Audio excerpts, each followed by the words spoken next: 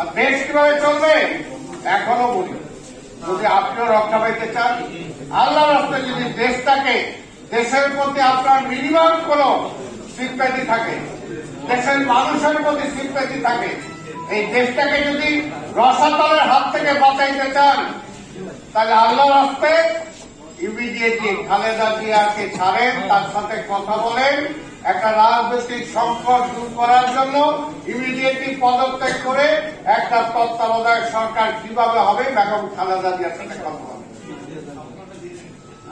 বলেন যদি দেশকে ভালোবাসেন, কিন্তু আমরা জানি দেশকে ভালোবাসেন, দেশকে এবং একটাই কাজ তার যে বিএনপিকে ধ্বংস করতে হবে। বিএনপিকে কেন ধ্বংস করতে হবে?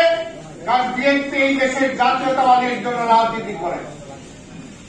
কাজী তার প্রভুরা কোনোভাবেই সহ্য করবে না যে আজকে বিএনপি টিকে থাক। কিন্তু এই কথাটা তো আসছে যে যত কিছুই করুক না কেন, আজকে এই বিএনপির হাজার হাজার লক্ষ লক্ষ কর্মী আজকে পরীক্ষিত, পরীক্ষায় উত্তীর্ণ, আগুনের জলে তারা একটা স্বর্ণে রূপান্তরিত হয়েছে। এই বিএনপির কোন কর্মীকে কি আজকে কোনোভাবে ধ্বংস করে দেওয়া যাবে? যাবে না। কাজী চেষ্টা করেন, আপনার ওই পথে যায় না, ওই পথে যায় না।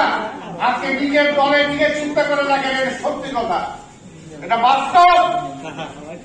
আজকে ফজলু ভাই যেটা বলছে যে আজকে আওয়ামী লীগের কতজন কর্মী আছে মাঠ পর্যায়ে চিন্তা করে দেখেন, যারা আওয়ামী লীগের জন্য এই যে বিএনপিতে যেভাবে একদিকে মারতেছেন, গুলি করতেছেন, টিয়ারশেল মারতেছেন, তারপর আবার দাঁড়ায় যাইতেছে বিএনপি, ছেড়ে নিতেছেন, তারপরেও বিএনপি ধ্বংস হচ্ছে না। আজকে আওয়ামী লীগের দেখেন না কয়জন পান, বড় বড় কথা বলেন, তারেক তুমি আসো, তারেক আসে না কেন, মা অসুস্থ, এই হয়ে গেছে। আমি তো এর আগেও বলছি, আপনি কেন সেই সময় আসেন নাই? আপনার বাবা মারার পরে, আপনার বাবাকে মারার পরে আপনি আসেন নাই কেন? আপনার তো পাসপোর্ট ছিল, আর আপনি তো তারেক রহমানের পাসপোর্টটাও সিজ করে রাখছেন। আপনি তো নিজেই বলছেন আমার বাবা মারা যাওয়ার পরে এই যে আশেপাশে যারা আছে তাদের কাউকে তো দেখি নাই।